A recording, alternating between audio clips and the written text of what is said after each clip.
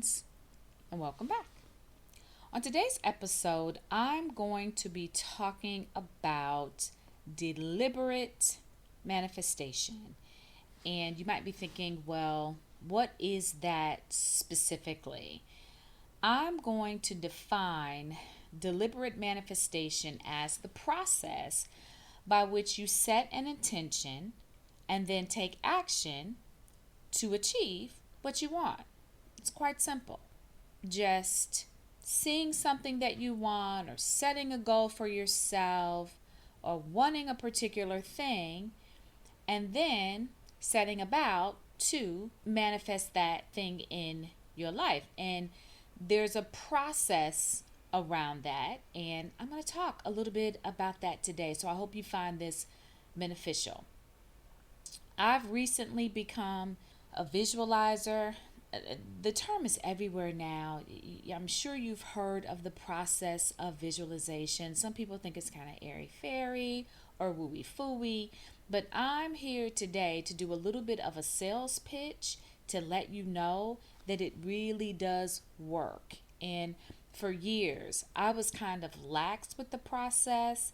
I kind of did it here and there, but I never really fully committed to it.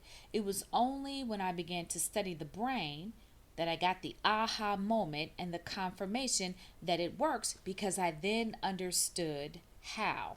So I'm not going to go into all of that here today on this podcast, but I just want you to know that there is a process through which you can obtain the things that you desire. And I don't want you to sleep on that, because that's a very big deal. The reason why is we are born creators. We are supposed to be deciding what we want and then pursuing it. And then deciding what we want again and then pursuing it. And on and on and on. Our heart and mind and spirit are designed for creation. It is our soul's desire. Somewhere the process went terribly wrong, and we forgot that we have the power to create our lives the way that we want them.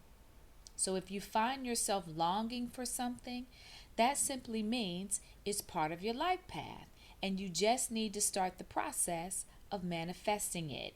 And a short time ago, I did a podcast that was called The Game of Life and How to Play It. And in that podcast, I talked about a way to tell what is actually on your life path. There is a way that you can determine what's for you and what's not for you on your journey. And so I highly recommend that you go back and listen to that one. But back to visualization. It's a big part of the manifestation process. The imagination is where your heart, mind, and spirit meet. The command is set during the visualization process. And so let me give you a little bit of science here. Our mind has been designed such that it pays attention to whatever triggers emotion. Get happy about something, the mind wakes up and pays attention. If you're fearful or sad, the same thing happens. The language of the mind is thought. You've probably heard the phrase that thoughts become things.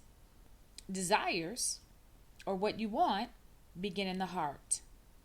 The language of the heart is emotion. I hope you're still with me. The language of the mind is thought. The language of the heart is emotion. Feeling deep feelings of any kind makes an impression on your mind. Whatever is deeply impressed on your consciousness or on your mind will manifest in your experience. We automatically do this process all day long with fear, disappointment, and other negative events. Each one is writing a little note on our consciousness all day long. If the impression becomes strong enough, we will experience the manifestation of those or similar things in our life experience. It's how the Creator designed us as human beings. When I learned this, it shifted me, and I started to become very, very cautious about dwelling on negative things. Now, you've heard of law of attraction. If you follow me for a while, you know I'm a big person on law of attraction and being careful what you are attracting. But here's the beautiful thing about it. The flip side of it is that if you can attract negatively, you can also attract positively. And that's where we want to put all of our attention. We can intentionally create positive things in our life with the same process.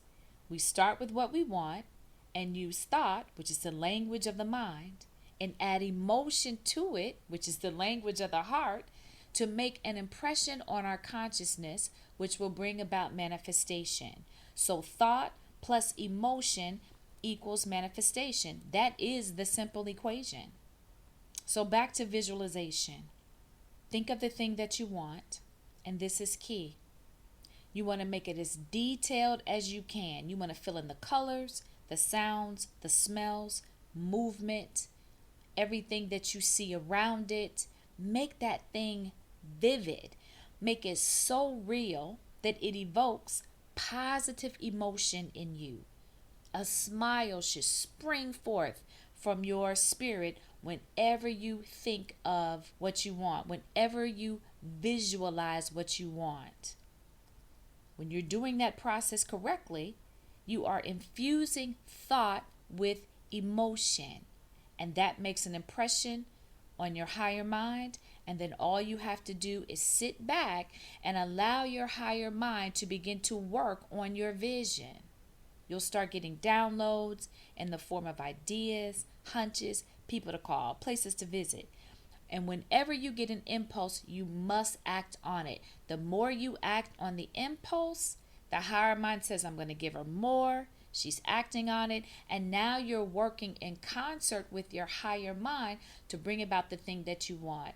And so this is the process of deliberate creation. And we simply just haven't been doing that. The way that the Creator intended for us to live was that you thought about what you want, and then you, in concert with your higher mind, with your inner being, through this process, kind of made it happen. Now, for us, the process seems a little bit more structured. I don't think that's the way that the Creator intended for it to be in the beginning. But now that we've gotten ourselves here, and now that we've kind of been brainwashed or tricked into believing that we can't have what we want, we kind of have to be a little bit more intentional about this process. But my intuition kind of leads me to believe that it was just way more seamless than this.